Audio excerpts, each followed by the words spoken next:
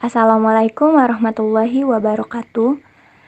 Kami dari kelompok 6 Psikologi Pendidikan kelas P1 2019 dengan nama-nama kelompok Diana Litia, Ruwani Oscar, Siti Nuraziza, Iga Nuraisyah, dan Sekar Kumala Hayati.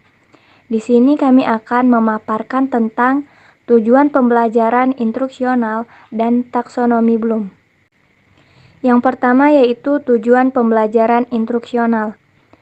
Menurut Eli dan Gerlach, tujuan instruksional didefinisikan sebagai suatu perubahan tingkah laku atau hasil perbuatan yang memberikan petunjuk bahwa suatu proses belajar telah berlangsung. Sedangkan menurut Briggs, instruksional adalah suatu pernyataan tentang hal yang harus dilakukan siswa atau tingkah laku yang diharapkan siswa setelah program instruksional. Jadi, fungsi tujuan instruksional berdasarkan pendekatan sistem instruksional adalah setiap kegiatan instruksional selalu diawali dengan perumusan tujuan yang jelas. Selanjutnya, macam-macam tujuan pembelajaran instruksional. A. Tujuan instruksional umum. Tujuan ini bersifat umum dan luas, sehingga pencapaiannya tidak dapat diukur secara langsung karena tidak spesifik. Biasanya dirumuskan dalam kata yang tidak operasional. Tujuan ini disebut juga tujuan terminal dan dirumuskan dengan berorientasi pada kemampuan internal yang harus dimiliki mahasiswa pada akhir kegiatan belajar yang terdapat pada pokok bahasan tertentu. Contohnya, yang pertama pada akhir pembelajaran, mahasiswa akan dapat menerapkan prinsip statis tertentu dalam perencanaan bidang teknik sipil sederhana.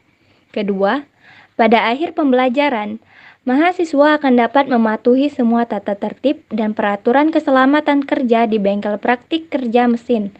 Dan yang ketiga, pada akhir pembelajaran praktik, mahasiswa akan dapat membantu gawang pintu secara mandiri. B. Tujuan instruksional khusus.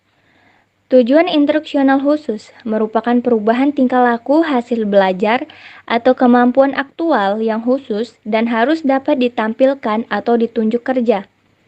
Hasil tujuan instruksional khusus yang ditampilkan harus dapat diamati dan diukur secara langsung oleh pendidik. Oleh karena itu, tujuan instruksional khusus harus dirumuskan dengan kata kerja aktif dan operasional. Adapun kriteria tujuan instruksional khusus yang baik, yang pertama, menggunakan kata kerja operasional khusus. Yang kedua, berbentuk tingkah laku yang dapat ditampilkan dan diamati. Ketiga, setiap tujuan instruksional khusus hanya mengandung satu tingkah laku. Dan yang keempat, penampilan hasil belajar harus dapat diamati, dilakukan, dan diukur.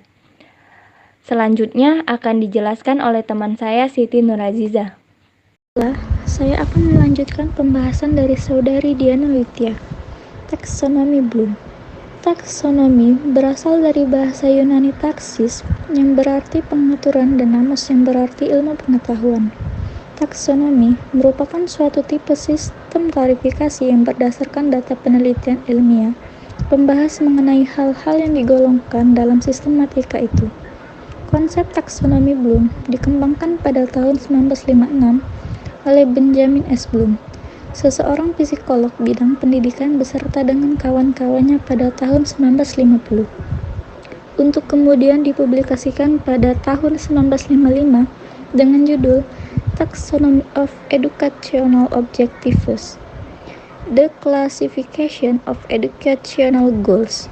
Taksonomi ini mengklarifikasi sasaran atau tujuan pendidikan menjadi 3 domain, yaitu kognitif, afektif, dan psikomotor, dan setiap ranah tersebut dibagi kembali ke dalam pembagian yang lebih rinci berdasarkan hierarkinya.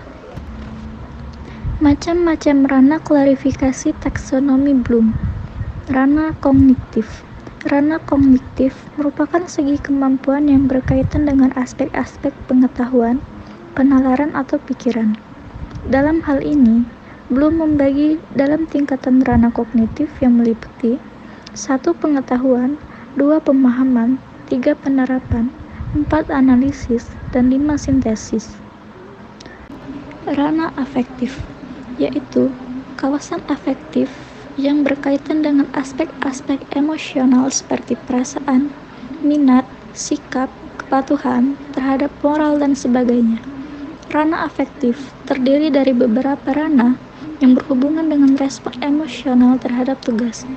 Pembagian ranah afektif ini disusun oleh Bloom bersama dengan David Cardwell antara lain: 1. Penerimaan, 2. Partisipasi, 3. Penilaian atau penentuan sikap. Ranah psikomotor. Ranah psikomotor kebanyakan dari kita menghubungkan aktivitas motor dengan pendidikan fisik dan atletik. Tetapi, banyak subjek seperti menulis dengan tangan dan pengolahan kata juga membutuhkan gerakan. Kawasan psikomotor yaitu kawasan yang berkaitan dengan aspek-aspek keterampilan jasmani. Rincian dalam ranah ini tidak dibuat oleh Bloom. Ranah yang dibuat oleh Bloom seperti persepsi, kesiapan, gerak terbimbing, gerak terbiasa, dan gerak kompleks. Sekian materi yang dapat kami sampaikan. Kami akhiri. Wassalamualaikum warahmatullahi wabarakatuh.